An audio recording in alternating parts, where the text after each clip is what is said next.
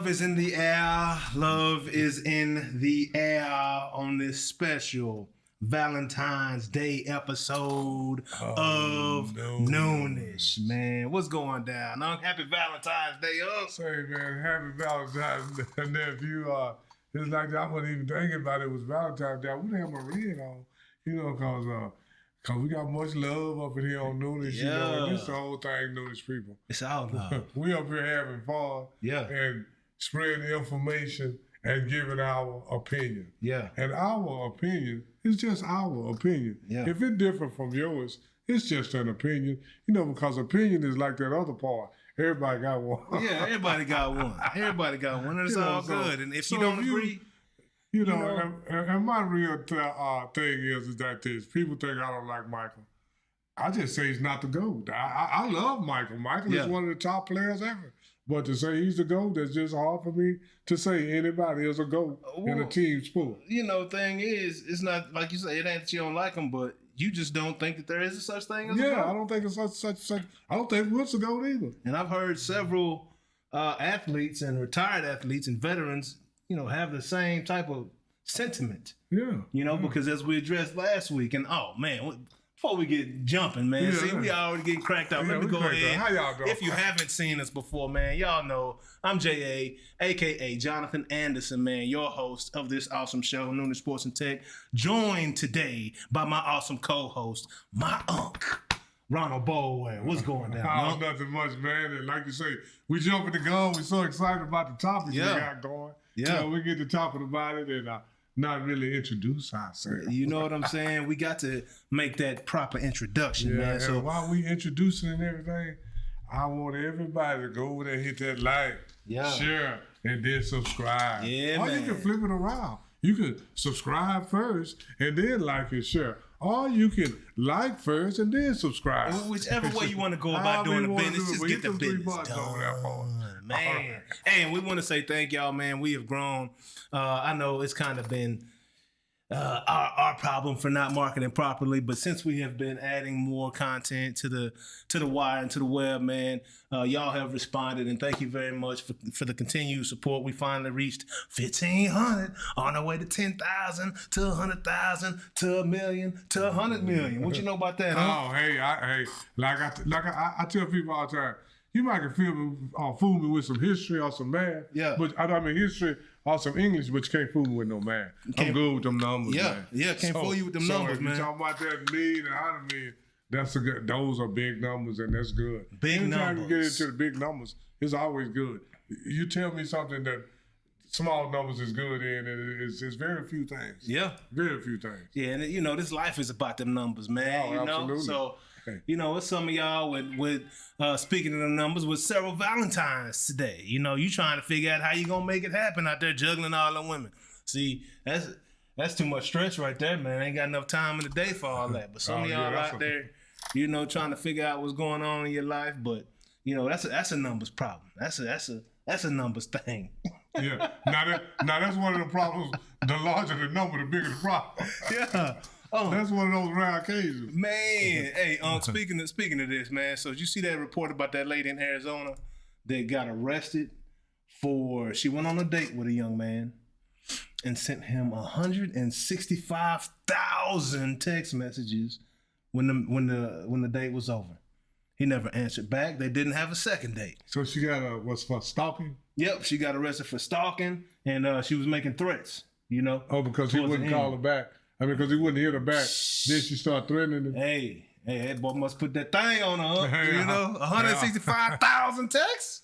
And how many days? How long? How long did it take? Man, slow as I type, it'll take me 5 years. I don't know if I got 165,000 texts in my lifetime. That's what I'm talking about. To everybody combined, that's a lot of messages, I type too slow. Yeah. That's a lot of messages. Yeah. 165 messages is a lot to go unanswered. 165,000. Oh my goodness. What's going on, man? I would have called the police too, but she would have been scared. Hey, you know what I'm saying? Hey, her picture, she got that pirate eye when she smiled. One eye is a little bigger than the other one. Oh yeah. That crazy eye. Hey, men out there on the dating scene. Be careful. Be careful. Hey, Ask your girl to smile, and if one of them eyeballs is bigger than the other one, hey, you back might up. ought to walk out of. You better pay for that dinner and then sneak out the back door. Yeah, she got a little crazy in her, man. She got a little crazy in her, but hey, you know what it is. It's time for them sports topics, man. Let's go on and jump in this show. Let's go. We got some good topics. Let's jump in. Let's get it. So we have a Super Bowl, back-to-back Super Bowl champion. Them Kansas City Chiefs went out there and did what they do. Did you see that, man? Oh yeah, I saw that, man, and I didn't know. I guess I don't be paying attention to the betting line and all that, and who's the favorite and the underdog. Yeah. But Kansas City was the underdog in all three of their playoff games. Yeah. And I was like, what? Hey. I mean, because I told you when the playoffs start, I'm pick Kansas City. Yeah. Till somebody beat them. Exactly. And I picked Kansas City all the way. I mean, I don't know if I would have been a bet man. And I knew that, I would have made a little money because I would have put money on Kansas City. Yeah, I mean, I did. I mean, you know. I did put a little money on them. And luckily, because I did them prop bets, you know. And I got, I had 7 prop bets, and 4 of the 7 I got right. Right? I said that Christian McCaffrey would have, the ones I got wrong, I said Christian McCaffrey would have the first catch of the game for San Francisco, and he got the second catch. The first one went to the fullback. Yeah. Right? Then I also said that Pat Mahomes would not throw over 264 yards in the game because he hadn't touched 250 yards yet in the playoffs. Well, he hadn't had to. No, he hadn't had to. He hadn't had to. And, I mean, it was really close until overtime. He got over 300 yards in overtime. Yeah. You know, so he was still right on that mark, man. Yeah, right so that was a close one. And then what was the other one that I lost? I said that the second quarter would be the highest scoring quarter. So the second and the third had 10 points scored, and the fourth quarter came, and I think that was 12 points scored in the fourth quarter. So I got that one wrong. But, you know, I had 2 prop bets with the Chiefs as just all out winning. I did 2 different bets with the Chiefs winning all out. I did one with Pat Mahomes winning MVP, and then I got the other one with Travis Kelce catching the first pass of the game for the Chiefs. So it was fun, but I only came out up $12. But I ain't lose nothing. Yeah, hey, you still won. Hey, every time you win, it don't matter how you get the W, as long as you don't get the L. Hey, man, give me them $12, man. I'm happy about it. You know what I'm saying? Man, it just proved everything that I thought. You know, Patrick Mahomes, right now, you know, they make a big deal out of these dudes' arm and they can do this, but Patrick Mahomes is just a guy that do what it take at the right time. Oh my gosh, when you need it. At the right time. I mean, you know. Every time. You can count on that guy. Yeah. And I think Patrick Mahomes also was a lead rusher. Yeah, he was. So, So, you know, he did that. He did what Lamar Dreamer doing. He did it in Super Bowl. Yeah. I mean, you know, the leading passer and leading rusher. Leading passer, leading rusher, man. I mean, you Same. know, so. And he ain't known for that. And, man, it was so many crazy moments in the game. You know, it felt like San Francisco was starting to get the momentum initially. You know what I'm saying? And then, you know, as game kept going on, things just started happening, right? When Greenlaw's injury took place. And we were just talking about Greenlaw like 2 weeks ago, you know, and how I felt like he was the most dynamic linebacker in the league. And I believe I would start swearing your way. Yeah, because Fred Warner, I think he only had like 12 more tackles than Greenlaw did on the season, but he played in 2 more games than Greenlaw. Yeah. You know what I'm saying? Oh, yeah, when you see them on the field side by side, you know, Warner is real good, but Greenlaw looked like the best, better linebacker. Yeah. And might be a situation where Ben, you know, playing with that vet, his mental has come along and he's physically younger and able to I talk be about great. this all the time with the younger guys. Man, it's too much celebrating. Man. Greenlaw actually, he was over there jumping up and down. Yeah. And then went to take off and fell to the ground. You know, if he'd have just took off from a regular stance, he wouldn't have done that. But all that celebrating, man, I don't know. You know, boys be pumped up in a football game. It's hard not to get crunk when you out there. You know, your offense is doing what they're supposed to do, and then you get your shot to go do your job. Yeah, but don't like that's the first time y'all did that. No. I mean, it's a Super Bowl, and then this is the whole thing. I'm so afraid, and this is what happened. I see happen to guys. They motion swing from one play to the next play too much. Yeah. You know, I think if you, this is just my thought, if you keep that, you know you can do it, you're going to do it because you have done it before. You don't have to get that excited. Yeah. You know, my experience in sports is all my excitement is on the inside. Yeah, for because sure. if I get to jumping and doing all that stuff, I'll be too excited. Yeah. My whole thing in sports is I'm already kind of hyper, so I had to kind of calm myself down. Yeah, man. So I'm like, I don't need to do all that. Hey, you know, when I played baseball, I was real hype until one day my manager walked up to me. He was like, Jay, do you smoke? You know, I was like, is this a trick question? You know what I'm saying?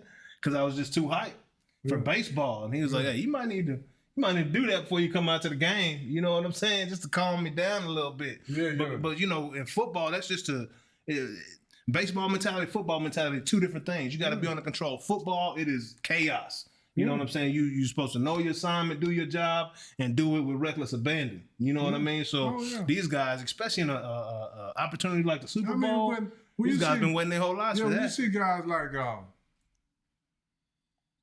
Emmitt Smith. Emmitt Smith did about 1 or 2 celebrations his whole career. Yeah. And Barry did none. Yeah. I mean, because they That's like, what I I'm do. good. That's what I do. That's what I do. I'm supposed to do this. Yeah. Because I am good. And I expect myself to do it. The fans expect me to do it. So when I do it, why am I so happy? I mean, you know, that's just me. Straight up. I mean, you know, because I just see several players doing all this jumping and flipping and hurt themselves. Man, calm down. Just, you know, don't calm down too much, but calm it down. Just a you remember when Automatica Grammatica jumped up in the air? His little brother jumped up in the air, came down. After making a field goal towards ACL, we see it time and time again. And so just calm down a little bit, and you know, and this is the whole thing. Celebrate after the game, because while you celebrating during the game, guess what? I said I'm not trying to be ugly enough, but I seen San Francisco players doing a lot of celebrating during the game. Yeah, they got this new move. A lot of people don't know what it means. Yeah. You know, when they do like this, or do like this, that means they wiping your nose, your chin. That's like saying you're too little. Yeah. Yeah. You know, and you wipe children's nose, right? Yeah, so when I catch a touchdown or a first down on you, Jay, and I do like this, that means I just wipe your nose. I big boyed you, man. So I big brothered you right there. So, you know, just calm it down a little bit. See, you did all that during the year, but when we really needed you to wipe somebody's nose, you didn't do it. But that's a whole nother story. But let's stay on the Chiefs. Hey, we get off CD. CD, you do what you want, bro. You the man around here, dog. No, but and Andy Reid is a good man. Chiefs guy, good coaching staff. Yeah. And good players. Man, bro. Because a couple of plays during the game, I saw the Chiefs defensive line. They looked like they wasn't really trying to sack. Yeah, they were just containing him. Yeah, they were just trying to make him stay in the pocket. Yep. And a couple of times, this is just my observation, it looked like he proved he had enough time. Yeah. He stood in the pocket. He looked this way. He found his receiver, but he didn't make the good throw. Yeah, he couldn't. And I don't know. And it was a couple of times like, Kansas City just got a good team, man. Yeah, man. I mean, the defensive coordinator for Kansas City, this guy is amazing. Great. They shut Debo down. Yeah, man. They shut Debo Samuels down. Yeah, man. I mean, this is the same defensive coordinator that beat Tom Brady in the Super Bowl twice. Right? So he can shut down a good quarterback. He knows. He was a defensive coordinator for the Giants. Oh. For the New York Giants. Yeah. No wonder. Yeah. Spagnuolo, I believe his name is. Oh, yeah, Spagnuolo. Yeah. And then, he went from D.C. with the Giants to head coach. He wasn't a bad head coach, but didn't have the best, run. But he's back at D.C. for Kansas City. And I mean, the dude is off the chain. He know how to get a D-line ready. Obviously, we saw what he did in New York. And then what he did here. Like, people talking about Pat Mahomes, they're talking about Travis Kelce, Taylor Swift. That defensive, they leaned on their defense for that game. All playoffs they did. All playoffs. They knew that defense was not going to give up any points. Yeah. All season, because Kansas City offense hadn't performed this year like it has in years past. And what is Brock Purdy like? 6'1", 6'2", maybe? Yeah. Right? And then, what you do instead of rushing him, because you don't want him using his legs. That's how he broke the back of Green Bay. Yeah. Right? Because he's surprisingly athletic, surprisingly quick, right? A faster quarterback, not the fastest, but one of the faster quarterbacks. So what you do is contain him, get these big, got your O lineman 6'5", 6'7", 6'9" guys, your D lineman 6'6", 6'5", 6'8". Hey, you just get them, stand them up, get them arms up, make it hard for him to deliver a football, make it hard for him to see his receivers. Yeah. And you got the good DBs. Yeah. They locking down your receiver, so then that make it double hard to see them because they cover. Because I never. They had an amazing scheme. Yeah, and Kansas City just got good players, man. Yeah, they do. Because I'm gonna tell you this here. Well, this is what I saw. It make me think about my team. And y'all know we broadcasting from Dallas. Yeah. So I saw Trent Williams getting up off the ground 4 or 5 times. I did too. And the defensive player that he was blocking wasn't on the ground with him. Yeah. He was on the ground, and I'm like, wow. And it wasn't even Chris Jones doing it to him. No, it wasn't even Chris Jones. Yeah, man. And I'm thinking, like, man, I thought he was Superman the way he played. Well, he been playing against us and handling, Michael Parsons. The way he held our people. But that's a physical team. Yeah, that's a physical team. Physical mentality, and winning at the point of contact, in them trenches, man. Oh, yeah, absolutely. That defense, man, they took Debo out the game. Christian McCaffrey had a so-so game. Well, like, nobody just did anything crazy. Christian McCaffrey, if you take him, you can always say if for that, but he only had 2 good plays. The rest of them was kind of... And one of them was a trick play. Yeah, and on that screen. Pass, yeah, from Brandon Jennings. But other than that, Christian McCaffrey averaged, 2-point-something yards per carry? Yeah. So they Kansas City, Patrick Mahomes deserved the MVP. Don't nobody get it twisted what I'm finna say. But that was a defensive win for Kansas City. Man. That was a defensive win. Because I said this now, it's going to sound, it's kind of like an oxymoron. I say you can't beat Kansas City with field goals, even though Kansas City beat you with field goals. Yeah. Now, I didn't say that Kansas City could. I said you can't beat Kansas City with field goals. I didn't say they couldn't win with field goals. Yeah. So, and it was basically a field goal game. And hey, man. I think the 49ers got across midfield 10, 11 times, but they couldn't do nothing when they got there. Couldn't do nothing with it. Couldn't do nothing. That's that bend but don't break type defense. Yes, sir. So Kansas City deserve all the kudos. Absolutely. Every player they got that's an MVP or whatever they are, they deserve it. Yeah. And I guess Travis Kelce, he get a pass for almost knocking Andy Reid down. Oh my gosh! I was going to ask you about that. Now if they lost, now if they had lost, we may be singing a different song. Hey, Antonio Brown sent a tweet. I said if that was me, I'd have got kicked out the league. Facts. And Antonio, you're right. Track record thing, because I got something to tell Antonio. You and Travis Kelce got 2 different MOs. Yeah. Your MO is doing that. So after you done did it 10 times, you'll get kicked out. Yeah, you don't get the same benefit of the doubt, man. Yeah, you don't get the same benefit of the doubt. But like I said, even Travis Kelce, and I'm going to tell you, this one's got something to do with it too, man. I know nobody want to hear it. You might not believe it.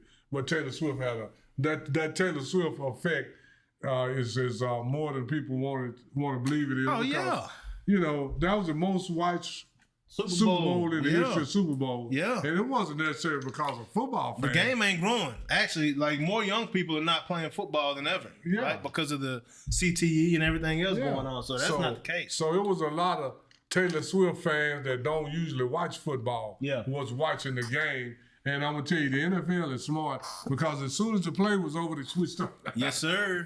Hey. We're gonna watch the play, but we're going to see how she celebrates. Appreciate your support, Swifties. Oh, yeah. Absolutely. Appreciate you, man. And hey, that boy Travis, man, talk about a roller coaster of a night. Like, talk about a great year, though. Oh, yeah. This dude here, he didn't mess around, got the girl, got Taylor, and then won the Super Bowl. Got the big kiss after the game, Oh, lad, he got his option whether he want to retire, play again. He said he going to come back, try for the 3-peat. Yeah. But this is the whole thing about that 3-peat. y'all got to go get some more players. Y'all scuffed and y'all huffed and puffed and and y'all won the Super Bowl by your chin. Yeah. You're not gonna do that next year. You're gonna have to go get some. I mean, you're gonna have to. They got the money for it. They got the cap for it though. Yeah, absolutely. That's what I say. The thing is, Chris Jones is on the market, so that's a big piece of that defense, man. That boy there, quiet as kept. He's been the most dominant D tackle in the league. He's been 1 and 2. It was him and Aaron Donald in LA, but I mean his consistency, bro. Yeah. And then you see when San Francisco drove down and got that first touchdown, he called them together. Yeah. Yeah, he said, man, look here, you know what we can do. Tighten up. Let's go do it. And they went out and did it. So hey, that's what you need. And if Kansas City's smart, they better try to get it. Well, I don't know how much Chris might be too high. Yeah. But they need to try to keep everybody they got and then go get somebody else. Yeah, but that's the type of leadership you need though. Oh, you know yeah. what I'm saying? Oh, absolutely. That's the type of leadership, man. Look like the grass a little bit, but we're gonna clear that up right now. But yeah, that's the type of leadership you need, man. That's what we've been lacking here in Dallas. But speaking of leadership, Pat Mahomes, after he won his after his first season, right? Someone tweeted, this is in 2019, Patrick Mahomes has thrown 36% of Troy Aikman's career touchdowns in about 8% of the games. And that was a Twitter post, right? And Troy Aikman at the time responded, talk to me when he has 33% of my Super Bowl titles. Well, you know what? 5 years later, he's got 100% of your Super Bowl titles, Troy. Oh, yeah. You know what I'm saying? Absolutely. And, I'm sure Troy gave him his props. I'm sure Troy is a fan of it.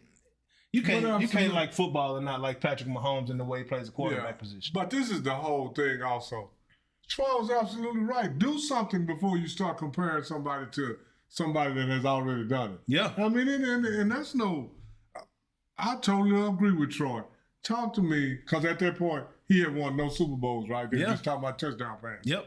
And if you just want to talk about touchdown passes, I think Dan Marino and all them guys got all the touchdown passes records, but they don't have no Super Bowl. Exactly. Which one you want? So Troy was absolutely right. Yeah, absolutely. Now you can talk to him because you have the same amount. And that ain't no slight at Troy. He's just calling it what it is. And you did it faster than anybody, but this is the whole thing.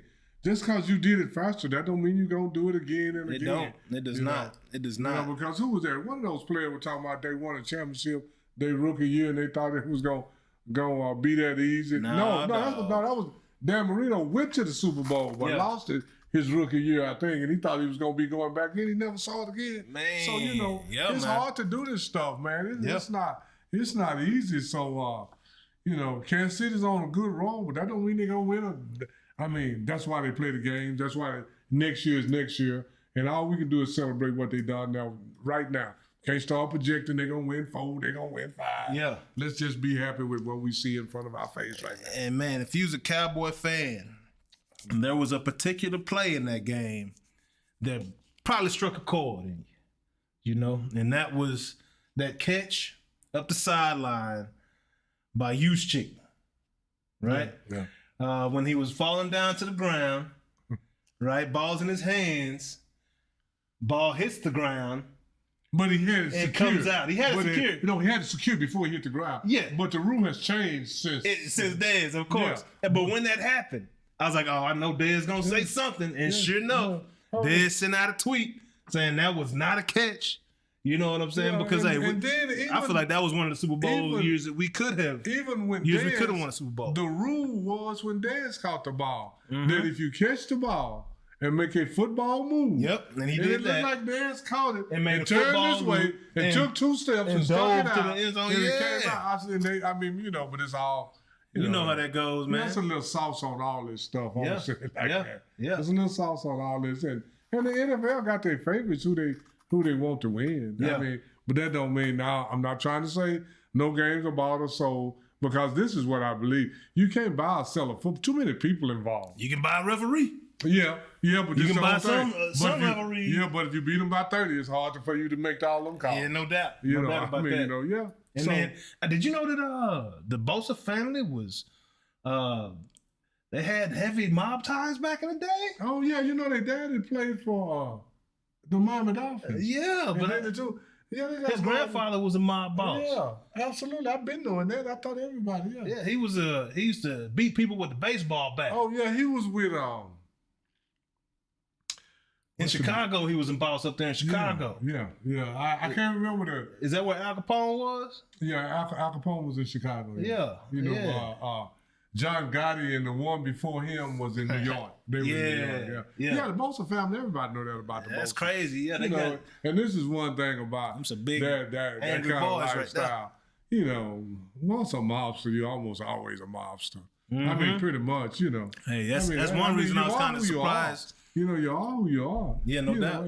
No doubt. You know, and the daddy Bosa that played for Miami, he raised his boys kind of rough, you know. Yeah. I don't know if you heard some of the stuff came out their mouth before. No. But I'm sure. I'm sure they got the business. Yeah. You know, he wasn't business. he wasn't soft with his messages. No. I'm sure of it. And he started at home with his boys, so they pretty tough. Yeah. So moving on, there's more NFL news this week, man. Oh, before we get there, how about that halftime show with Usher Raymond? You know what I'm saying? That was a nice show. What'd you think about, boy? Hey, at one point I was like, Swiss Beats about to run up on that stage, big dog. No, that's their job, man. Yeah, I understand, but still a little bit too much to my boo, you know what I'm saying? Coming up behind her if that was your wife up there doing her job, and the man done reached around. He done reached around and hugged on the man. Like, my wife is a public administrator. Yeah. If she go to work and somebody grab her like that, it's a problem. Yeah. But if she's but if that's her job, you know, I'm just saying. You know, people in the entertainment. I mean, I would let my wife dress and twerk like Beyonce. Yeah. You know, but that's her job. Yeah. So you gotta. If that's your job, you got to. You know who you married. You know who you married. Yeah. No doubt. Oh, you better know. Yeah.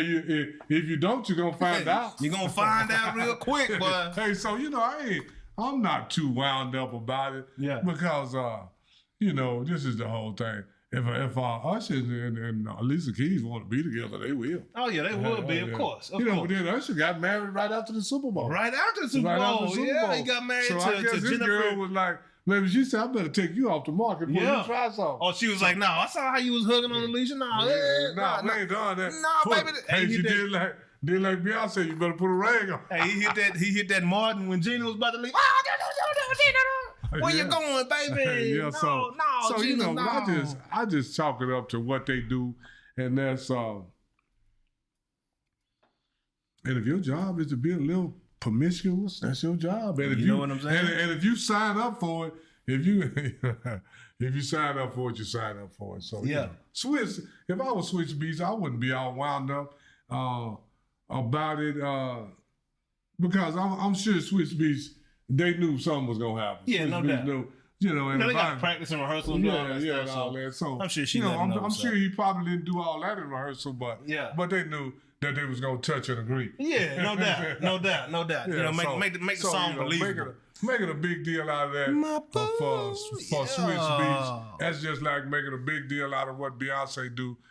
For Jay-Z, or any of these guys, or any of these actors and actresses playing on TV. Because this is what I do know.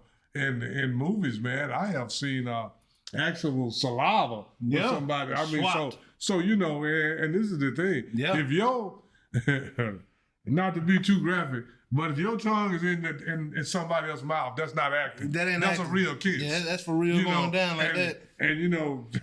Going back to these movie roles, you know, a lot of people make a movie together and then they end up getting married. Together. Absolutely, I've seen that. Then it has been guys that's been homeboys, and then his girl make a movie with you, and then when you and her break up, they start going together. Yeah. So is that why y'all broke up? Man, you know, I'm just saying, there's a lot of stuff. So when you're in entertainment, man, you better be ready for whatever happens. Yeah, no doubt.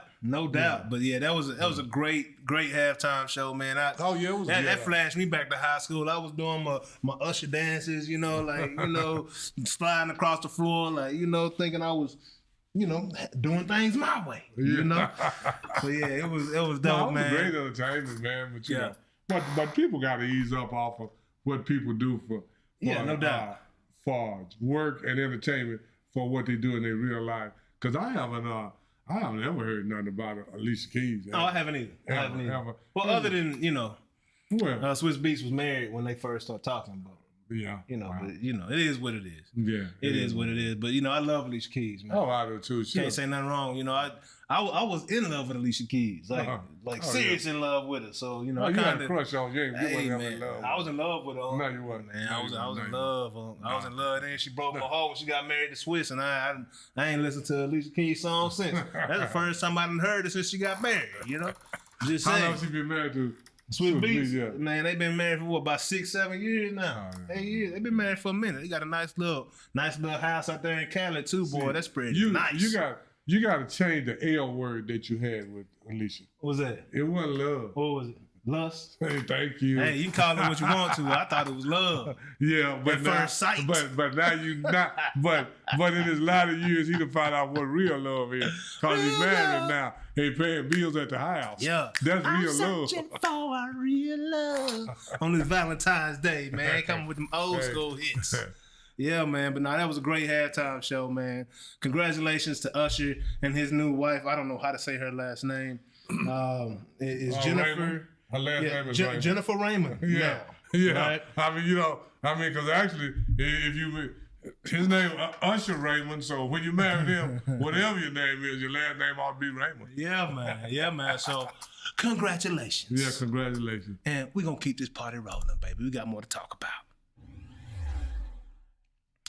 The Dallas Cowboys have hired their defensive coordinator, and his name is Mike Zimmer. This is one of the last of the Mohicans right here, boy. He was with us when he is the last. He is the last of the Mohicans. He was with us when we won our last Super Bowl. Yeah. Right? He came to us as an assistant in 94, and then 95, 96, he was a defensive backs coach.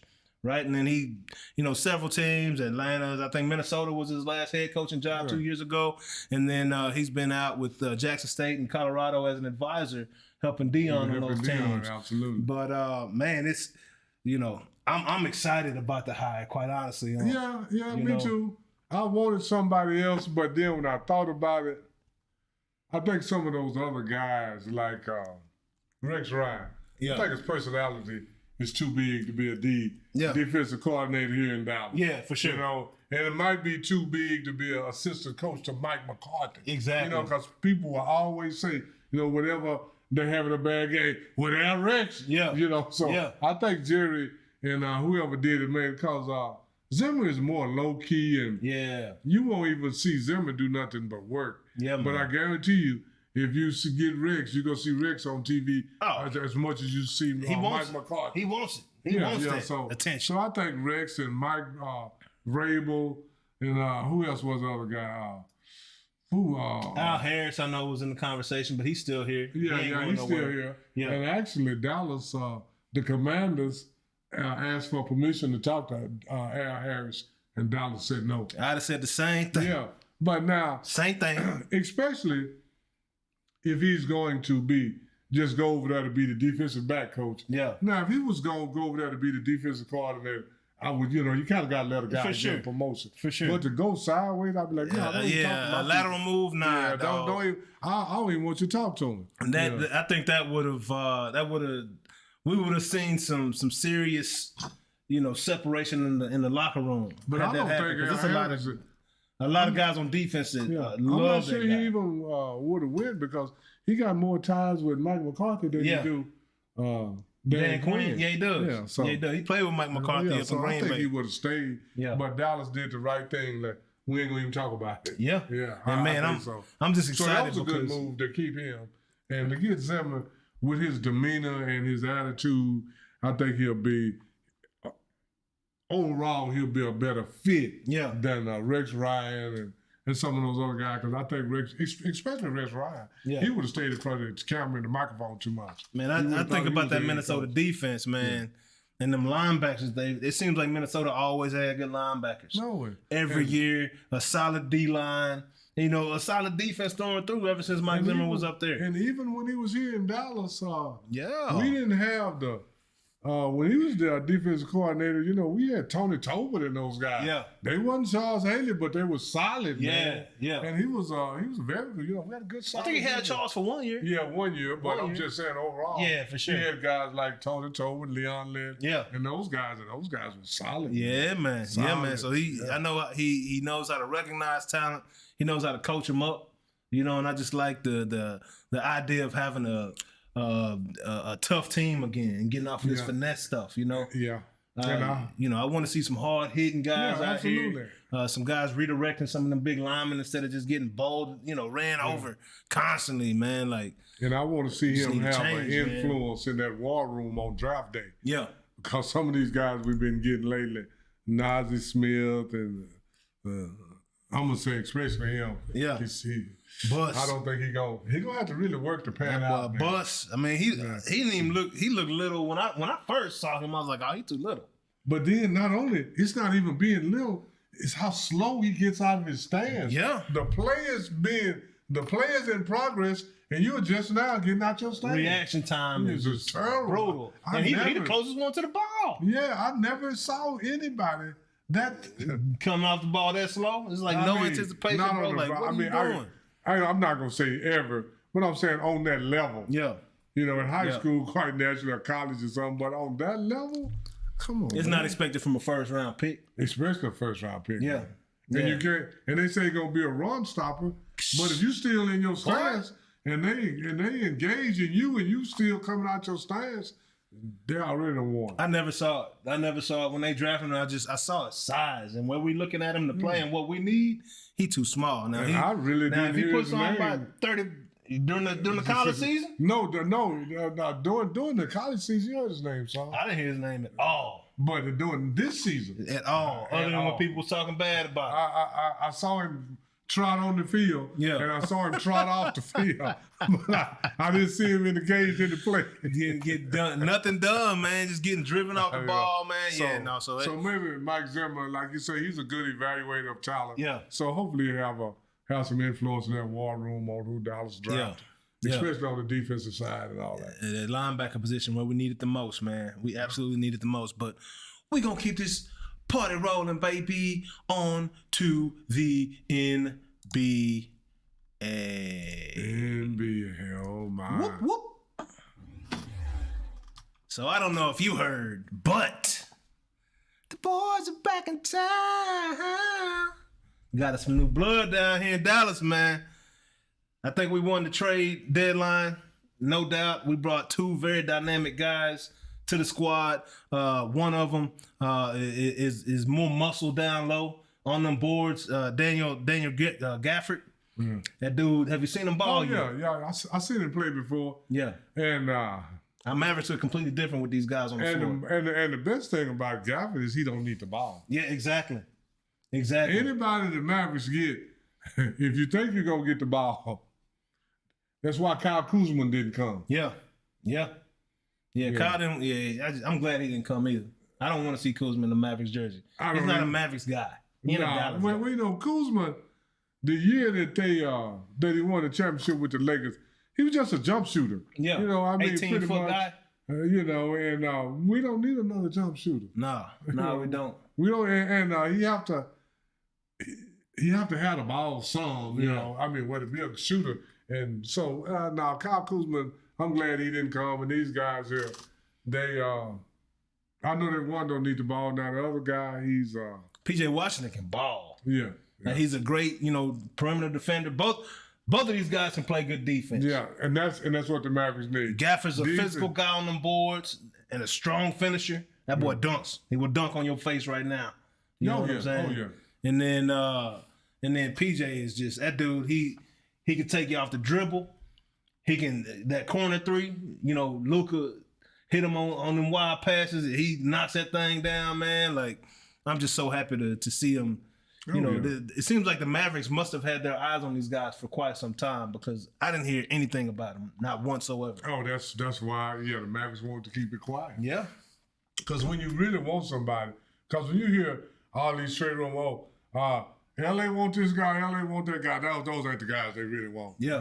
They trying to put that out there. So you say, okay, LA want that guy, let me look at him and see if we need it. Yeah. But LA just want you to look over there because they want, and the Mavericks the same way, because they was talking about all kind of guys the Mavericks may get. Yeah. But these guys wasn't nowhere. I never heard them mention that. Yeah, and the Mavericks wanted you to not pay attention to them, so when we go get the deal done, it won't be no competition. Exactly. Yeah, exactly. So that's how they do it. Quietly. And it seems like the Mavericks, come trade deadline time, the Wizards is a team they like to work with.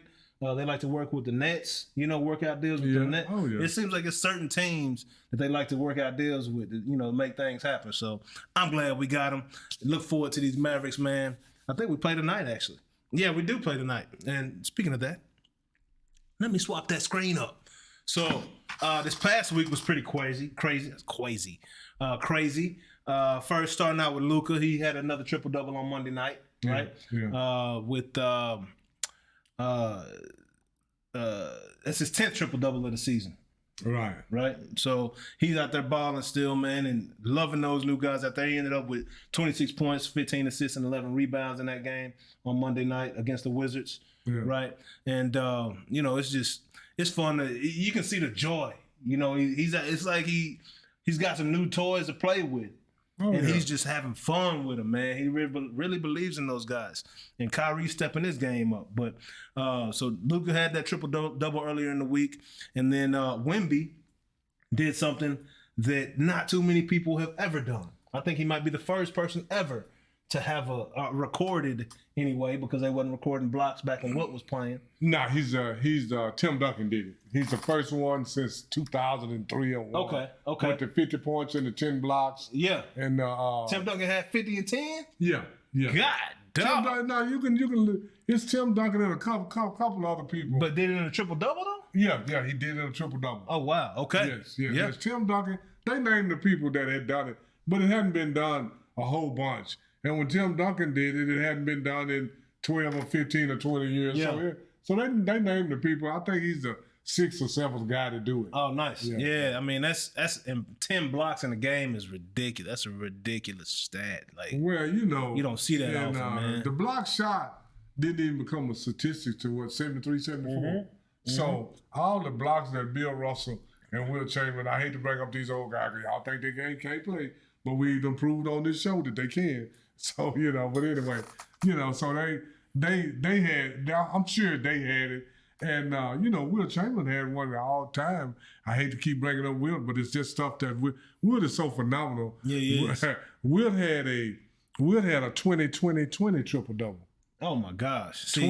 22 points. We gotta save the Wilt talk. Okay, yeah. For just a second. Okay. You know what I'm saying? Because we got a session for you. Okay, you didn't even know. I got a whole session for you. I looked at that when it said something else. Yeah. But see, you can talk about Wilt all day, every day almost. Yeah. But anyway, yeah, the Mavericks and these new guys they got in Wemby and man. If Wemby, he got some very good skills. If he love the game like the game love him, he'll be great. Yeah. But if he just in it for the bag to see how big a check he can get, he can be a stat stuffer. Yeah. And get a lot of money. But I mean, he gonna get a lot of money anyway. But if he really want to be great, he gotta get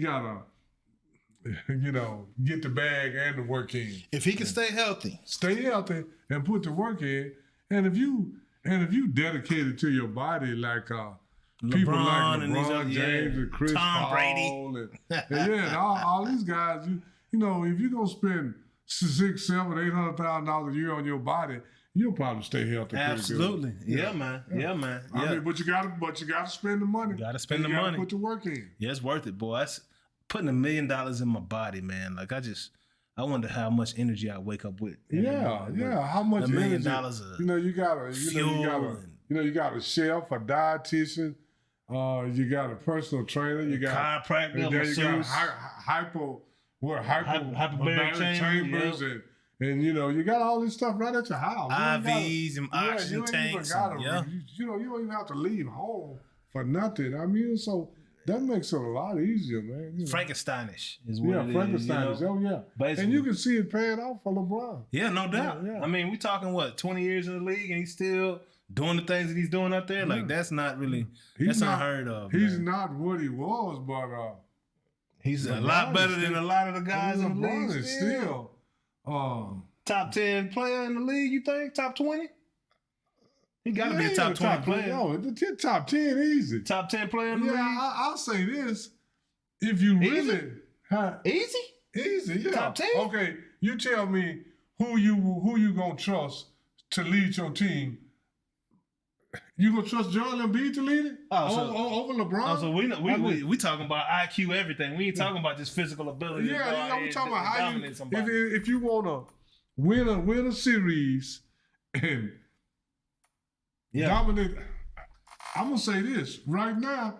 Out of all the guys in the league, I would trust LeBron with the right personnel over anybody. Well, because of his IQ, he is still a 10, right? Yeah, if you rate a player 1 to 10, he's still a 10 because his IQ is like a 12, even though his physical ability is around like 7.5, 8 right now. See, and this is the thing that people get carried away with. They get carried away with all this GOAT talk, and if you don't win the finals, you ain't nothing. LeBron took the Lakers to the Western Conference Finals last year. Yeah. It's not like he didn't make the playoffs or he's some kind. Sure. I mean, and with the talent he had around him, that's a feat. That was a feat. Yeah. If he had better talent, I'm just saying, if he gets some decent, if these guys, even Spencer Dinwiddie, Dinwiddie can come in and get him 12 or 15 points consistently. Man, they got a chance to win it this year. Yeah, that was a big pickup for him. Spencer, it was. Spencer's a baller. Man, Spencer evidently he had the opportunity. It was between Dallas and LA, and he chose Dallas or chose LA. He been here once, right? Yeah. He that's why he probably well. chose LA. He been here once. Yeah, he said that. He said it came down to the fact that he said he felt like if he would have signed with Dallas, it would have felt like his mama giving him a pat on the butt, saying it's okay, get up, you're all right, baby, go try again. But he said signing with the Lakers, it felt like his dad was like, all right, now go out here and fight. Yeah. You just got beat up, strap it up, go back out there and figure it out. You know what I'm saying? And this is his chance to show that he can win. Yeah. Yeah, it is. All these guys, like I say, so far as trusting a player to play the game right and give me a chance to win, I don't know one player that I would say that I would pick over LeBron. I mean, this is just me. People probably gonna say, "Oh, I'll take Giannis and I'll take this guy." Giannis is physically talented, but is he mentally tough enough to IQ, man? Yeah, I mean, I'm just saying.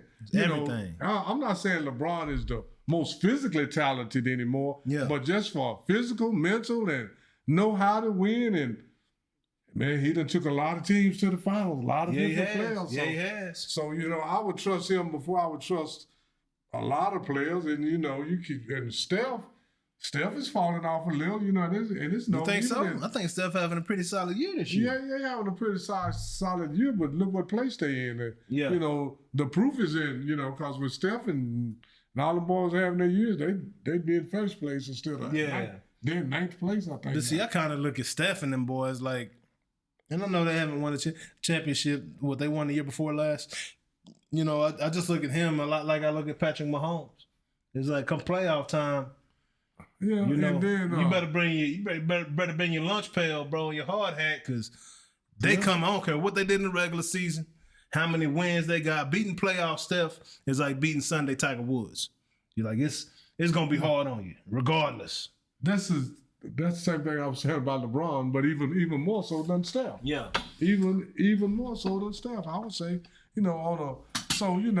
all these guys they just not, and right now, no matter what you say about this guy, that guy, Steph don't have the kind of help he needed. LeBron. Oh, no doubt. And last year when Denver won it, Denver had a lot of man. Denver had a big team. Ton of talent, yes. Ton of talent. Long, Aaron Gordon, 16, Jokic, 7 their whole front line is 6'9". Porter 16, Jr., 6'10", 6'11". Yeah, and Aaron Gordon, he's 6'10". And then Jeff Green coming off the bench, 6'9", 6'10". Yep. Joker 6'10", or whatever he is. Yeah. No, they had a big team, and then Jamal Murray, 6'7". Big guard. Yeah, so they had a ton of talent.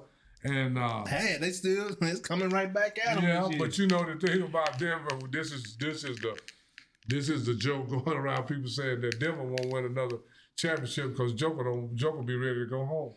Oh yeah, Joker be ready to go home. Yeah. They said Denver not gonna win because Joker don't want to stick around for the parade. Hey, Joker's ready to go home last year. Yeah, they said, we gotta have a parade. Yeah. Man, I'm finna go. Joker looked like he was headed back to school. Yeah, he was. On the first day. And then when they said a parade, you know, they said, when is the parade? Tuesday, man, I was planning to be away from Serbia or somewhere. I was planning being back home by Tuesday. Serbia, yeah. So they saying that Joker don't want to win because he ready to go. Yeah, man, it's crazy when you see, you know, like as a fan, right? You look and you think that these guys, like, that's their whole life. Like, that's all they do. That's all they think about, dream about. That's all they want to do is be on that court or on that field. But in reality, it's only about 10% of them that live it and love it. And the other 90% of them just have the ability to do it and are there to collect that check. That's it, man. And especially, you know, I don't want this to sound funny, but the foreign players, man, they don't care about all that, man. Oh, no. They, you know, it's the players from Joker don't care about anything but making a whole bunch of money and helping his people back home. Back home, that's it. You know, and as far as loving the NBA and breathing it and all that, no, Joker don't do that. Yeah. Dirk Nowitzki didn't do it. Yeah. They just don't do it either. They just so happen to be a rather large human that knows how to put a ball in the bucket. Yeah, you know, absolutely. Yeah, man. But they don't live it. But another rather large human that knew how to put that ball in that bucket last night had his jersey retired. Oh yeah, Shaq. Shaquille O'Neal. And that was a pretty cool ceremony. Yeah, man. It was. I felt like Shaq was kind of like, whatever, you know. Yeah, because this is the whole thing. When you start retiring these guys' jersey from 2 and 3 different teams, you're doing a little much to me. For sure. I mean, because what did Shaq really do in Orlando? He played there 4 years. He put them back on the map. They went to the playoff. They went to the finals once. Yeah, I mean, lost to Olajuwon in the finals. That's enough to get your jersey retired, man. I mean, that's just me. I'm cynical like that. I mean, but I'm saying you got your jersey retired from Miami, the Lakers, and Orlando. Yeah. You played, 2 years or 3 years in Miami? Yeah. You did win a title. Yep. You know, but did you really do enough to? But, you know, it's Shaq, you know, and Shaq is such a prominent figure in 2024 in our culture. You can see Shaq all over the place, just the success and being associated with Shaquille O'Neal. That's why he got it retired. Yeah, and been the team that drafted him. Right? Yeah, absolutely. And because when he left, they were salty because he chose to leave. Yeah. He wasn't traded. Yeah, he chose to leave. He chose to leave. All these people be salty when these players just choose to leave. Yeah. I mean, you know. Yeah, I remember Shaq was getting booed at first, wasn't he? When he was going back to Orlando. Oh yeah. You know? So he was at first. You know, it was kind of a weird. And then they had to kind of just like realize it was just business. It wasn't personal. Yeah. It was just business. It was a weird ceremony because he was like, you know, they were saying that Orlando don't retire jerseys because he's the first jersey to ever get retired in Orlando, right? So Shaq brought up Nick Anderson, saying that he needs to get his jersey retired. Penny Hardaway needs to get his jersey. I can see Nick Anderson because he was a lifer. He was there for a minute. He was in Orlando for like 20 years. They went to some finals. They didn't win no championships, but they haven't won a championship at all. This is the whole thing. Some of these guys, when you start retiring guys' jersey, they got to be done something that deserved their jersey. Just because you played there 12 years, don't mean that don't. You didn't. I mean, well, I mean, we saw Udonis Haslam get his jersey retired. You know, for service time for being a lot. I mean, a lifetime, you know, Miami Heat guy. I mean, he's still down there coaching, ain't he? You know, I don't know. When you get your jersey retired, this is just me. You should have done something for that franchise. I mean, Shaq did something for the franchise, but he did it for 4 years. Yeah. Then he went and did it somewhere else. So now, I guess Cleveland and who else he played for? Boston, Phoenix. I mean, come on, man. I mean, you know, I'm saying, to retire somebody's jersey, they should have been. I mean, for that particular franchise, they have done something that's. But do you remember when Shaq was in Orlando? Because they were on. Yeah, everybody wanted the Magic jersey. Yeah, everybody wanted them Reebok Pump Shaq Attacks. Yeah. You know, them big, them on, huge shoes. Yeah, they were on. Penny Hardaway had the little commercial. Yep. And all that. But Lil Penny with Chris Rock. But out of all that, they went to the finals one time. Yeah, you're right. You know what I'm saying? You're right. But so, I mean, that's because you got Jordan over there, man. So if you're going to start retiring guys' jerseys that went to the finals one time, I mean, you know, Phoenix, have they retired Kevin Johnson's jersey? You know, I mean, I'm just saying. Yeah. You know, it's a whole lot of stuff. I mean, For sure. I mean, now I Before understand. organization has never won. Yeah, Shaq is Shaq. Yeah. And neither has Orlando. They ain't won no championship. That's what I'm saying. Yeah. Orlando's never won. Phoenix haven't either, but look outside. I mean, I'm just saying. Yeah, no doubt. It's becoming a lot, and it's just because Shaq is who he is. Yeah. But you know, I understand it because people want it. Well, see, this is the whole thing. Shaq is a phenomenal champion person and all that. So now when you retire his jersey, you connected with Shaq. Yeah, no doubt. You know, these people want to be connected to something. The timing of it is fishy to me. You know, it's a couple weeks, a week after Kobe gets his statues revealed, and you know, Shaq and Kobe are forever gonna be linked. You know what I'm saying? Forever. The timing of that was just very strange to me. I know Kobe got 5 championships, but is the Lakers gonna get Shaq a statue? I believe he's got one. Oh, does he? I believe so. I don't know. I believe he's got one already. I feel because you know he's a 3-time MVP. Yeah. But why him and Kobe was playing together? Yeah. So no, I mean, in the finals, I'm talking about. I don't think Shaq will get 3 statues like Kobe will, but I believe he's got one. Yeah. Kobe gonna get 3 statues? Yeah, he's getting 3 statues out there. He's getting 8, 24, and one of him and Gianna. Oh, okay. Okay. Yeah. Okay. In the same, in front of the same building? Yeah. Yeah. But you know, they got several statues out there. I know they got Kareem. The Lakers got more statues than anybody. Hey. They probably got Jerry West, Kareem. They might have a statue of Wilt out there. I don't know. They got a lot. They got about Magic out there. The Lakers got 7 of these statues. Yeah, they do. And Boston ought to have about 25. Yeah. I mean, they should. But Boston, they won all them titles, man. Everybody go to the Hall of Fame if you play for the Boston. But we're going to keep it rolling, man. So I know a couple times. This is the segment that I've been waiting to tell you about, Unc. Surprise. Ring the bell. School is in, baby. So I know you want to talk about them Harlem Globetrotters. Yeah, you know, because Wilt left college a little early to play for them boys, right? Yeah, right. And just so people will know that the Harlem Globetrotters hasn't always been a gimmick team. Yeah. Because in 1949, which they had beat a couple of NBA teams prior to this, but in 1949, the Harlem Globetrotters beat the defending NBA champions twice on 2 different occasions in the same year. That was in 1949, and that was the catalyst that... Was this during segregation? Yeah. The NBA was segregated until and then once the Harlem Globetrotters beat the Minneapolis Lakers twice in 1 year. Yeah. The next year, I think it was the Boston Celtics, drafted a player from the Globetrotters to the NBA. So the Globetrotters hasn't always been gimmick basketball. Yeah. So, because when I said we'll play with the Globetrotters, everybody's mind went to the gimmick Globetrotters. Spinning balls on their fingers. Now the Globetrotters did all of that. They did a lot of fancy dribbling and all that, even when they played the NBA team. Yeah. You know, but now in 1950, after they drafted Clifton Sweetwater. That's that 6'9" point guard you were telling me about, right?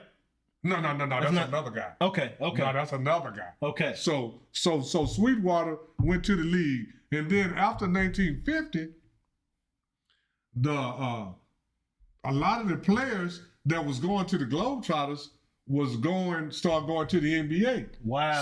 So in 1950, the Globetrotters took their first world tour. Yeah. And they were playing like the Russian national team, the German national. They were touring the world, and then in 1952 was the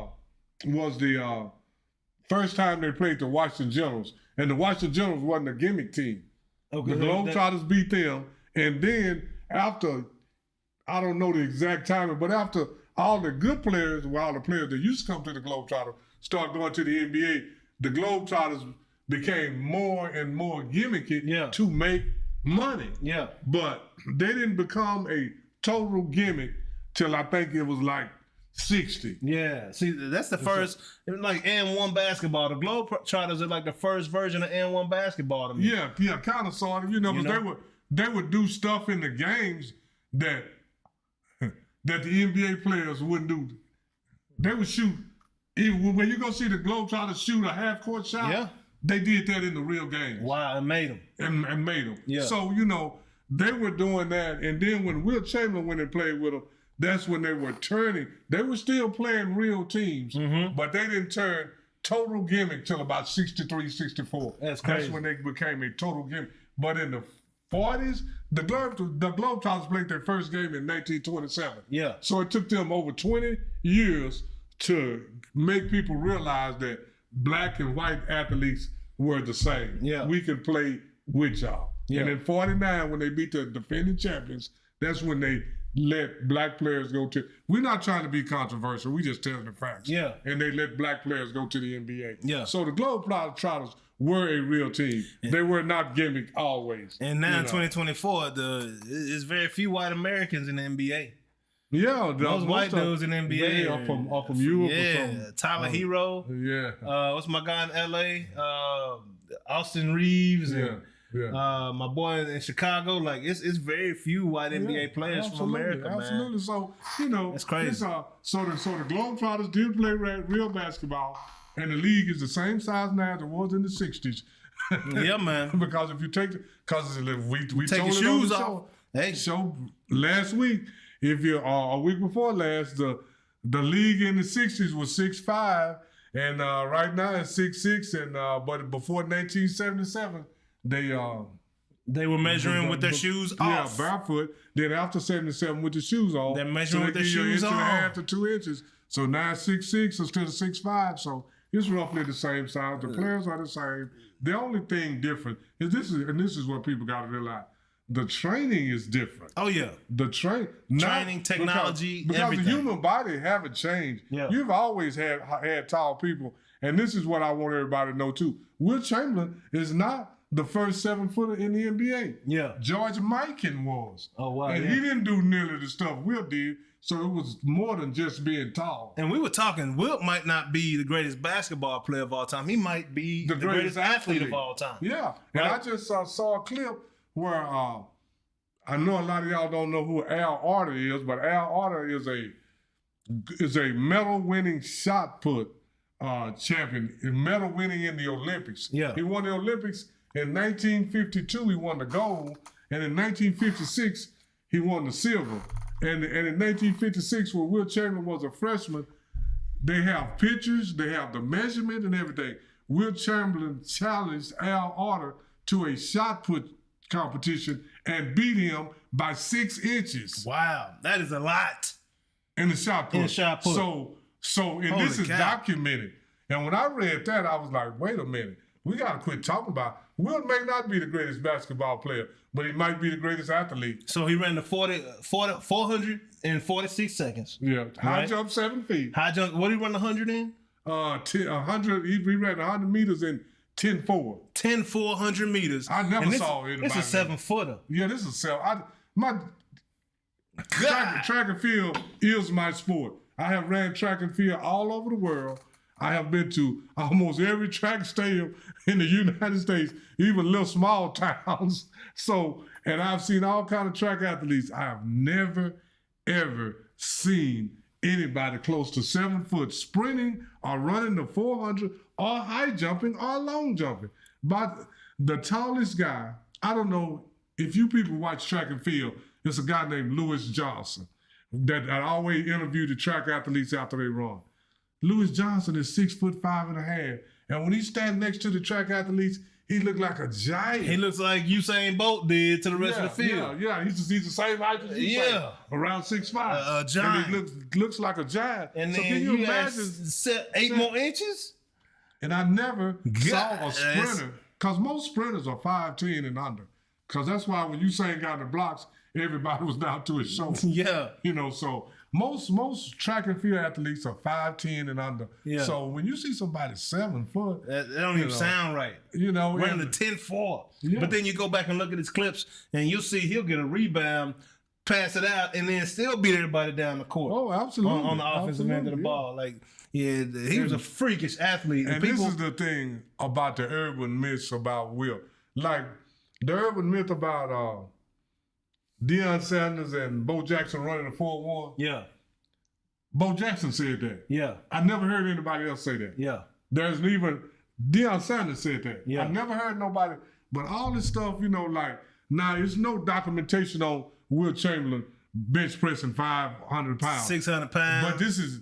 But this is the real deal. You have several people swearing up and down that I saw Wilt Chamberlain bench press 500 pounds. Arnold Schwarzenegger himself. So I don't know why people would lie like that for Wilt. Yeah. So, I mean, but now some of this urban myth is coming out these people's mouth. Yeah. Now, Wilt said 600, but now that's an urban myth. Yeah. But the 500 is being verified by several other that's people. Insane. Not just Wilt Chamberlain. But all the other stuff, the shot put, the long jump, the high jump, the playing professional volleyball, being in 2.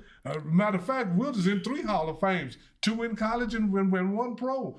I mean, 3 in college. He's in track, basketball, and volleyball in college. Oh, he's in the volleyball Hall of Fame? Volleyball Hall of Fame in college as well. Yes, sir. I didn't know that. Yes, sir. Say, look at that. So he's in 4 Hall of Fame. Yeah. I didn't know. See, the more you listen, and then this is another caveat about Wilt. You know, when the American teams would scrimmage foreigners, the foreign teams, Wilt went and learned Russian so he could understand what the Russian players were talking about when they were on the court. Man, so tell me this. This is one of the craziest things about Wilt. The dunking of the free throws. The free throws. The free throw line. Oh, well, see, a lot of people don't know. The lane used to be narrower. They widened it so Wilt wouldn't be so close to the goal. And then the free throw, they didn't have the rule. They wrote this in because Wilt would dunk his free throws. So they said that you can't leave the free throw line until the ball hits the goal. They wrote that for Wilt. Go look it up. This stuff is documented. And then you got people like Dr. J, Michael Jordan. Winning dunk contest. And then whoever else that so-called dunk from the free throw line, they got way back and ran all the way down. Yeah. And dunk. And they did it one time their whole life. Yeah. And Wilt used to dunk his free throws. Every time. So I wonder where he started from to dunk his free throws. He started from inside the circle. Wow, that is insane. That's crazy. So in other words, it took about 2 steps, maybe 3. You know. And so that's insane. So the stuff that Wilt did, it's almost like, and this is not myth, all this is documented. Yeah. Yeah. It's kind of like when when somebody's talking about something and you know that you've done something on a level that is like beyond their imagination and you don't even want to really talk about it because it don't sound believable. But it absolutely happened. But that's half of the stuff Wilt did. Yeah, man. And I've been, I'm now finally 41 years into this thing. I'm starting to close some holes about Wilt because there ain't much footage, but footage is starting to come out. Yeah, it's like people have just been sitting on Wilt Chamberlain's information for what? It's like, why? You know what I'm saying? Like, I want to see this stuff, man. Well, back in the days, they talked about it a lot. But then when the information age came out, they quit talking about it, And this is the whole thing. This is what young people don't realize about Google. They say, "Oh, I'm gonna Google it," but the only thing in Google is what somebody put in there. Yeah, what's been input exactly. So it's so much information, man. Yeah. Like your boy Rocket, the sprinter that was in the Olympics in '84. Yeah, I never knew about him. I'm from Dallas, Texas. I should know any sprinters that come from Dallas, Texas that were involved in the Olympics. Yeah. You know what I'm saying? Yeah, but I didn't have the information to input. Robot. I said 1988. Robot. 1988. 84. Yeah, 88, right? Yeah, 88. I didn't know none of this stuff, and this stuff I should know, especially from Dallas, Texas. Yeah, well, but it's only what's input is he went to the trials in '84 as a junior in high school. Oh my! Are you and serious? he finished 4th. He finished behind Carl Lewis, Calvin Smith, and Thomas Jefferson. You don't see too many high schoolers. Yeah, well now the kid, what's the name? Pro 17. Area Knighton. Area Knighton, yeah. And that's the best thing he did. Yeah. Because we wasn't even supposed to golf on that. No, that's all good. But you know, it just when you start talking about Will, going back to Will, the more I find out about Will, because I didn't even know. This is news to me about volleyball, you know. And I thought I knew a lot about, and I do. I know more about Will than most people because I've been a sports junkie since I was 5 years old. You know how I learned about Will in the Volleyball Hall of Fame? My boy Johnny Rogers. Oh, Johnny Rogers. My boy Johnny Rogers put that on. Yeah, put me on game, man. Oh, he put that in the comments? Yeah. Shout out Johnny Rogers, man. Whoever you are. I say Johnny Rogers, and then this is what I was attempting to shout out to Johnny when the show first started. I didn't read the comments last week. Johnny Rogers put that in. Say, man, Johnny, that's some great information. And this is the whole thing. I don't know if this is the Johnny Rogers. You know, Johnny Rogers won the Heisman Trophy for Nebraska. Yeah. In the 70s, he was a running back / all-purpose guy. Yeah. He won the Heisman Trophy. So if somebody know that information, that might be the same Johnny Rogers. Hey, Johnny Rogers, you know, if it's you, let us know. Say something in the comments. Yeah, like, I won that Heisman. Tell us all about it. You ain't bragging, it's just telling the truth, man. Not that Heisman, it's the same namesake. Yeah. Johnny Rogers. Yeah. And Johnny Rogers was a fantastic football player, man. Man. From back in the day. And we're going to have some of these segments every week on learning about some of the older players. Ring the bell, baby. There's a lot of myth about. School is in, huh? Yeah. You know what I'm saying? There's a lot of myths about the old players, what they could and couldn't do. Yeah. And just I'm gonna throw this in there for the Noonish fans. Go look up Rod Strickland doing the Euro step years before Mono Ginobili was ever thought of. Rod Strickland. Guess what? Strickland. Y'all know who Rod Strickland is. When you see Rod Strickland do the Euro step, you will see the referee do like this. You'll hear the referee go, and he'll do like this, traveling. Yep. And that's why a lot of the stuff that these guys do now, players in the NBA, they used to go to Rucker Park. That's why Rucker Park was so famous for NBA players, because when they went to Rucker Park, they could do the Euro step, they could do all this other stuff that they got called for in the game. Yeah. Exactly. They could play that N1 style, that street ball basketball, and not get no. I want the Noonish fans to know this. When you go see Rod Strickland do this in about 1996, you have to realize that Rod Strickland, he got it from somebody. He saw somebody else do it. Ain't nothing new under the sun. We said it last week and we'll say it again, man. Rod Strickland hitting them with that Euro step. And the referee going. It was off camera, so you can't do that. Finger roll. And then now, several years later, they say, "Oh yeah, you can do that." And then I heard Gilbert Arenas say, "Oh yeah, players back in the day they could never play now because they have never seen a Euro step." And I was like, "Man, come on." Oh man, people. Gilbert these general comments, man. He'll say anything to get a like or subscribe. Hey, so what what y'all can see is here on Noonish, man. Like, we try to provide accurate information, right? We also give our opinions. Yeah. But we do our best to give accurate information. Yeah, give accurate information, not give general comments. Unc gonna check me on them general comments, so I'm getting better at it. Yeah, you can't generalize everything. Gotta have some facts to back that general comment up, that old widespread stuff. You gotta have some facts to back it up. But yeah, we're gonna keep closing these holes up, man. Closing these gaps. From old school to now, man, and man, just shine some light on the athletes that laid this pavement out before us and allow us to come do this thing, man. For the people that did it, before you, and don't think you better than them because you're not. Hey, because I tell you what, Jesse Owens, if he was in the Olympics today, he would be competing. Jesse Owens be running. So I'm not gonna say he would have ran a 9.58, that Usain Bolt ran. He be running 9.7, 9.8 like these other guys. Yeah, he'd be flying. Yeah, he'd be flying. up there. He was running on a dirt track and some track spikes. Yeah. He wasn't on these bouncy tracks that we see today, man. Yeah, didn't even have blocks. That's crazy. So several factors that could have taken several tenths off of his times. Oh, yeah. But the athletes, man, people ain't changed, man. It's just the technology around us that's gotten better that allows us to do things. Yeah, absolutely. Right? So, and we still can't do what Wilt did. But exactly. Just think if Wilt would have had the kind of money LeBron had to have a trainer, a dietitian, and all this stuff. Oh man! But you know what? He didn't. Wilt had to go play with the Harlem Globetrotters in the offseason. Yeah. You know what I'm saying? And after basketball, these cats wasn't making the money they make today. You had to become a professional volleyball player.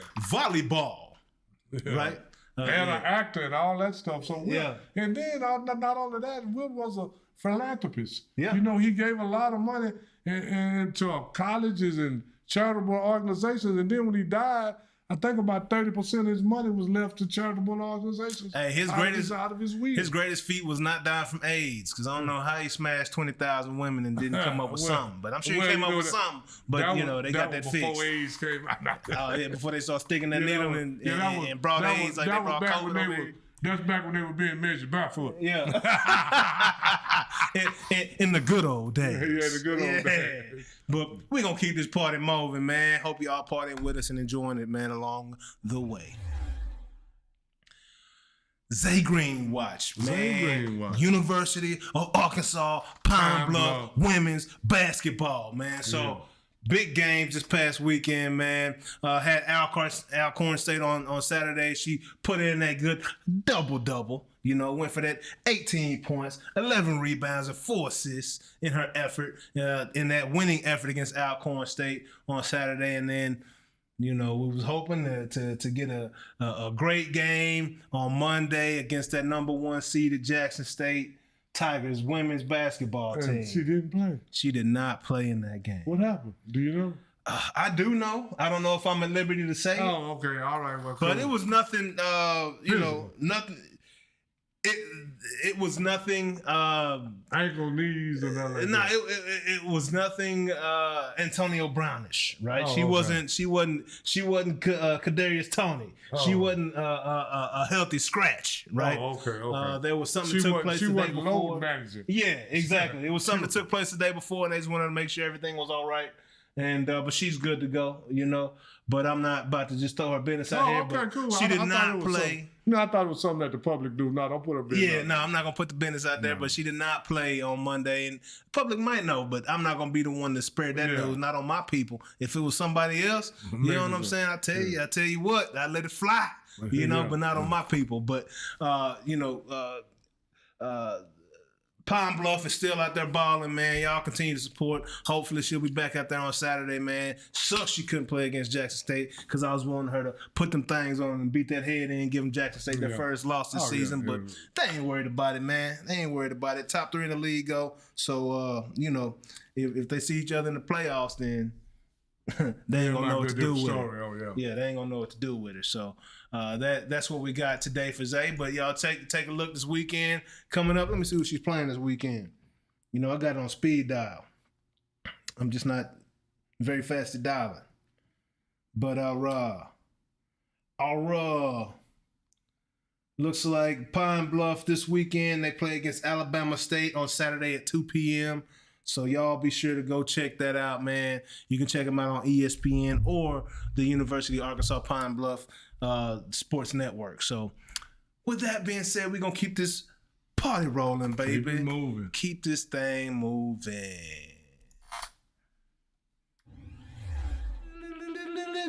Beam me up, Scotty. Coppell's own Corey Kluber has made the decision to retire from Major League Baseball. How long he been in? He been in for a minute. Yeah, I can give you. He been in for a minute. 12 to 15 years, man. That's what I was thinking. Yeah, because I remember when he, it was a big deal being from Coppell. You know. Yeah. Because it's like this. All the local talent, we try to keep up with it. Even though I'm not big on baseball, but when oh man, you know the kid from Compare, blah blah blah. Yeah. You know, I was like, oh, okay, cool. Yeah. So I mean, that's 12 good seasons. No, 13 if you want to count that last one. So he joined the Indians in 2011. Played with the Red Sox last year for his final season, 2023, man. But I mean, the guy, heck of a run, man. 2 Cy Youngs, 3 All-Star appearances. Came and got to play with his hometown team. Oh, yeah. I would say that is a complete career. Yeah, absolutely. You know? Anytime you play 12 or 15 years and you can walk off and don't be carried off, that's a big plus. Absolutely. In any professional sport. Shout out to Corey, man. He went out there. Cleveland, Texas Rangers, New York Yankees, Tampa Bay Rays, and the Boston Red Sox. He actually played with the Cleveland Indians and not the Guardians. So that's man. Congratulations, Corey Kluber. Hey, if I see you in men's league, bro, I'm coming for your lips, dog. Watch your lips, homie. So come on out and throw some fastballs, dog. Serve them up for me one time. One time for your boy, man. One time. Keep this train rolling, man. What we got up next, huh? What we got, boxing? Look like we got boxing coming up next. Yeah, look like we got boxing. We got for boxing this week, man. Boxing news. Y'all know this is a fight that a lot of people are excited about, right? We got Ryan Garcia and Devin Haney have agreed to fight on 420. It's a lot of people that will forget this fight. On 420? Wait a minute. It's a lot of people that they will see it, but they will forget it at the same time because they're gonna be lit up on 420. You know, that's National Weed Smokers Day. Oh, I didn't know what about that.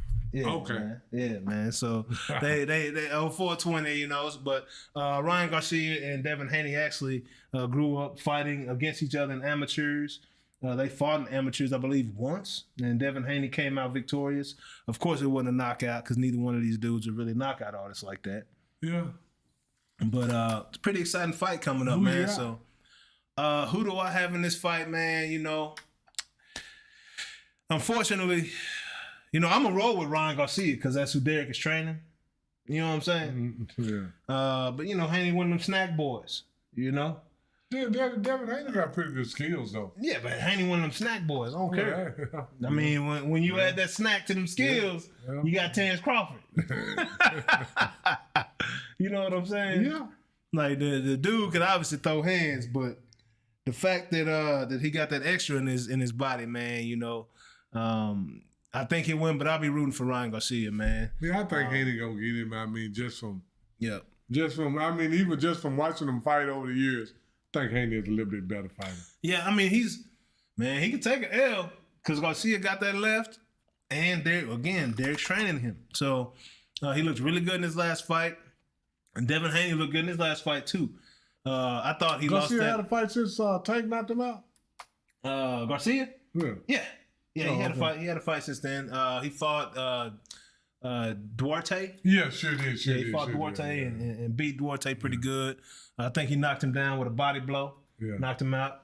And then Devin Haney, you know, he fought Regis Prograis out of Houston in his most recent fight, and he looked good. You know, I think that was his strongest fight. I didn't think that Prograis was. I don't know. I felt like Prograis was like he was a good, pretty decent fighter, but I felt like he was more like a Jake Paul fighter. I know he wasn't, but you know, he was a dazing guy. Like, but he just never really. I mean, he hadn't done anything. I mean, he's a solid guy. But Prograis and Montana Love are like on the same level to me. Like, they're not. I don't think they're upper echelon fighters. Yeah, absolutely. But they'll be good in like a bare knuckles fight or something. You know what I'm saying? Like Street Wars or something like that. Like, I think they can box good in that, but as an actual boxer, I never looked at Prograis like a professional boxer. I just didn't. So I wasn't surprised that Devin Haney wore him out the way he did. Oh, yeah, I wasn't either. Prograis was just awkward style, very stiff, not very athletic, slow feet, like never impressed me really, you know. Yeah. But the people that he was fighting against, of course, I mean, if the 140 weight division ain't that strong, you're going to have a guy that comes up and does what he did. So. Oh, yeah, and then when you first start fighting, you know, you find out you're pretty good in the Golden Glove. Then when you turn pro, you know, the first 6-8 guys, you're going to pick that you know you can pretty much beat to pass your record. Then you say, oh, he's 10-0. Yeah. I mean, but you haven't been fighting no top 10 fighters. Exactly. Exactly. So you ain't no Yeah, you ain't no top 10 guy, you know. Unlike Francis Ngannou that only needed one professional fight to go into the top 10. But that dude, you know, heavyweight is down. But that dude, he's supposed to be fighting somebody. He's fighting Anthony Joshua. Oh, that's right. Yeah. Okay. So that should be a good one as well. I mean, I think Anthony Joshua was gonna win that fight. I can't. But Ngannou's got that sneaky power. Think about boxing; it only takes one. Especially heavyweight. Exactly. You can't. Ain't no time to let up. Ain't no time. No. You gotta guard that chin, dog, at all times. Yeah, all time. You know. So, but yeah, be looking out for this good match, man, coming up on 420. But yeah, I think that's it for the topics, huh? You know what I'm saying? Well, I mean. What else going down? You know, is there anything else you needed a little more? A little more something you wanted to add to the mix, to the show, or what? What's going down? I think we covered it all. We can't put it all out this week. We got to next week. I always gotta. I gotta say a little something about Lamar. Yeah, we got 2 MVP. Yeah, Lamar got 2 MVP. Only one without a Super Bowl. Yeah, he got the same amount of MVPs Patrick Mahomes got, huh? Yeah, but no Super Bowl. He got the same amount of MVPs. He got playoff wins. Hey. No, I'm just he got 2 playoff. You know what? It is the same amount. I was just joking, but it is the same amount. But yeah, man. Hey, we gotta get off Lamar, man. Hey, this is all I'm saying. Like Lamar is the man. I'd love to have him in Dallas. I want to tell you this, Lamar. Come to Dallas. Hopefully, you're doing like Michael Jordan. You're getting beat up for a few years, but the only thing about it is that Michael Jordan started beating up different people. Yeah. But you're going to have to beat up some of these same people because him and Pat the same age. Pat ain't going wow. So, like Michael Jordan, after Isaiah, Larry Bird, Detroit, and Boston beat him up, then he started beating up on New York and all them. But he had to beat them, though. He had to beat the Pistons. He had to beat the Pistons one time, but he had to beat them though before he crossed. Before he crossed over. So you're gonna have to. So maybe when you and Pat get on, you'll beat Pat then cross over. But you're going down that Michael Jordan road. Michael Jordan had 2-3 MVP. He had all this with no playoff wins. Down. So I just want you to go. This is the saving grace for you, Lamar. Go look at Michael Jordan's resume and say, "Oh, okay, I'm getting drove now. Maybe there's hope in the future." Yeah. Hey, I believe in you, Lamar. No, I believe in you, man. I like Lamar too. Yeah. I want Lamar to win because this is the thing. If Lamar don't win a Super Bowl, his career is going to be a bunch of stats, MVPs with no championships. Going to look like Dak. Yeah. At least you got 2 MVPs. Yeah. I mean, because Dak ain't got none of that. And he ain't deserve none of that. That make it even worse. Dak shouldn't have been in the conversation. You was the best player and you couldn't get it done. That make it even worse. You're right. That make it even worse. At least my colleagues appreciate my effort, though. Oh, yeah. Like, I just, if you talk about Lamar, I'm going to talk about Dak every time. Oh, yeah, absolutely. You know what I'm saying? But this is the thing. Dak is y'all's quarterback. That ain't my quarterback. He's just on my team. Both of y'all got the same playoff resume. Yeah. Not getting it done. Lamar, you got one less loss. You flashy. You the man during regular season, Lamar. You the man.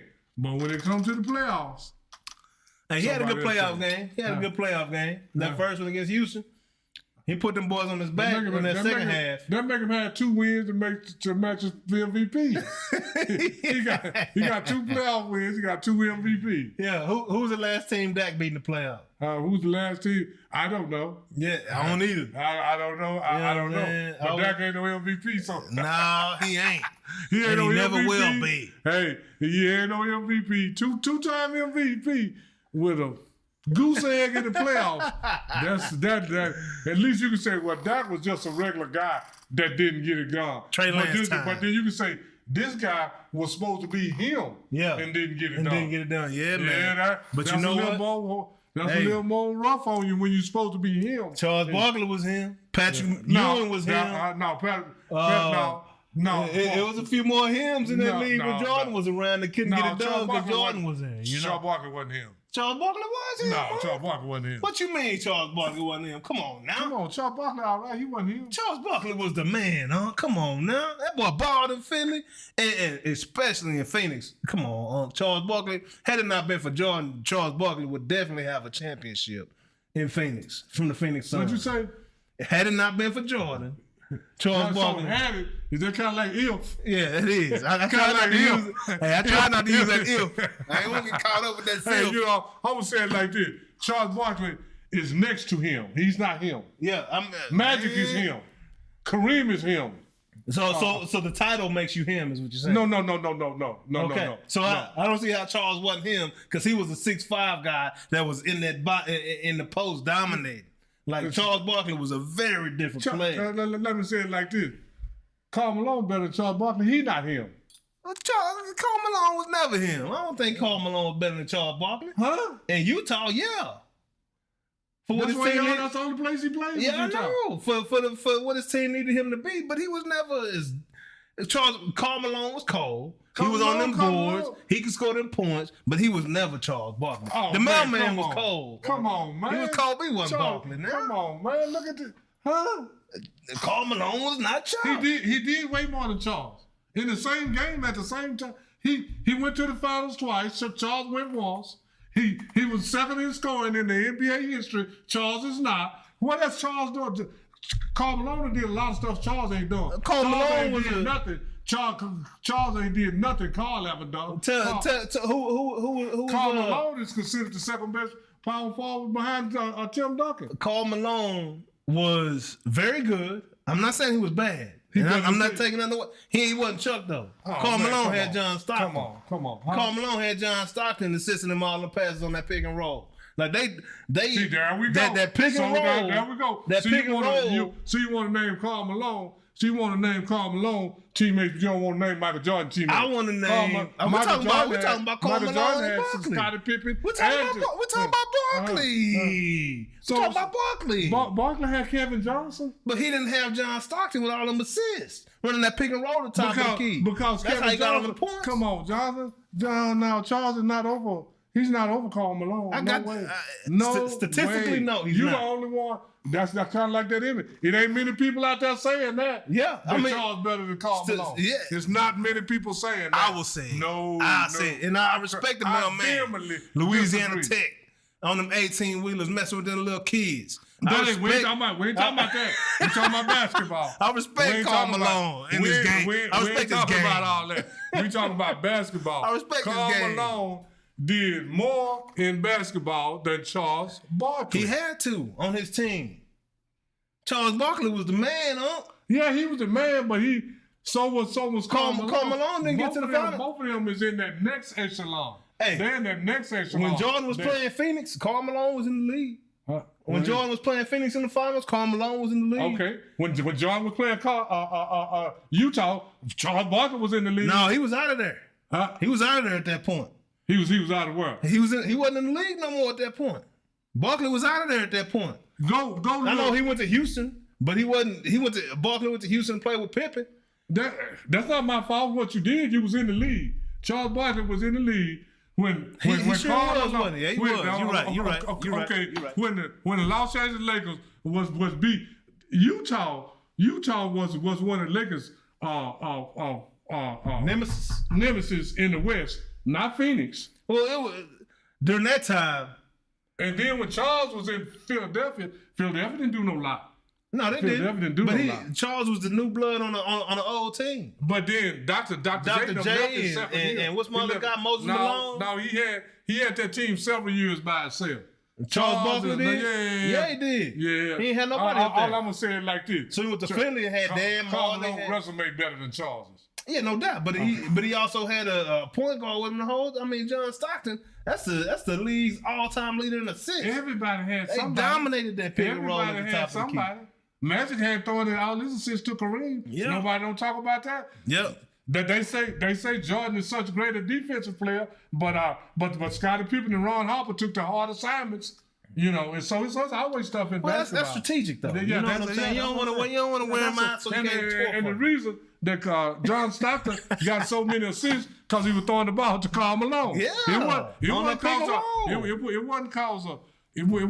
of John Stockton. It was cause of Karl Malone. Hey, that's the next. Hey, we're gonna put a poll up, man. Yeah, we're gonna put a poll up after the show, and I want to hear from y'all, Karl man. Malone Who you got? Yeah, Charles Barkley and Karl Malone. Who's the top dog in that? Now we're going back to this more popular thing. Yeah, Charles is more popular. And fans like him better than Karl Malone. Yeah, because Karl Malone like little girls and don't talk to them. We're talking about basketball ability. Yeah, no. I'm just saying why. So do you want? I mean, we got some stuff. You know, Charles Barkley got some stuff in his little resume too. I'm sure. I'm sure.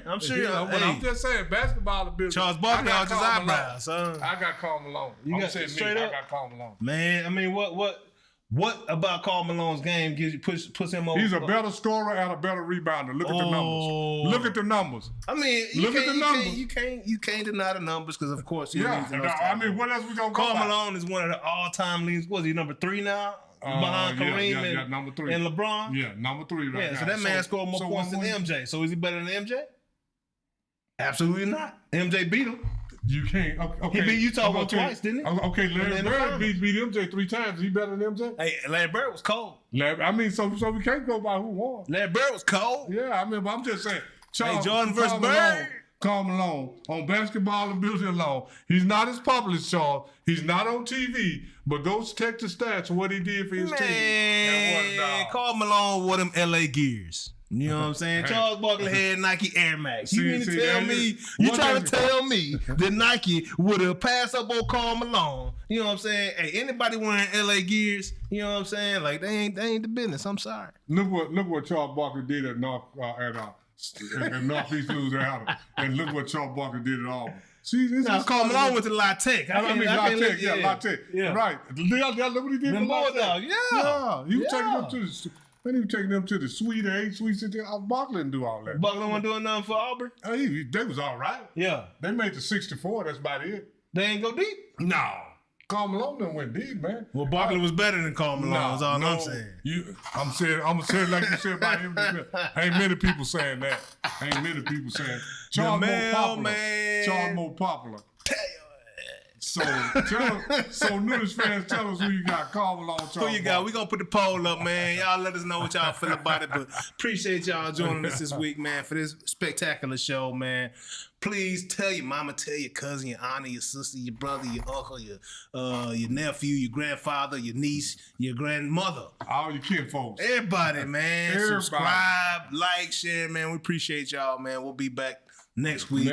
Sometime around noonish on Wednesday. I'm bringing Karl Malone.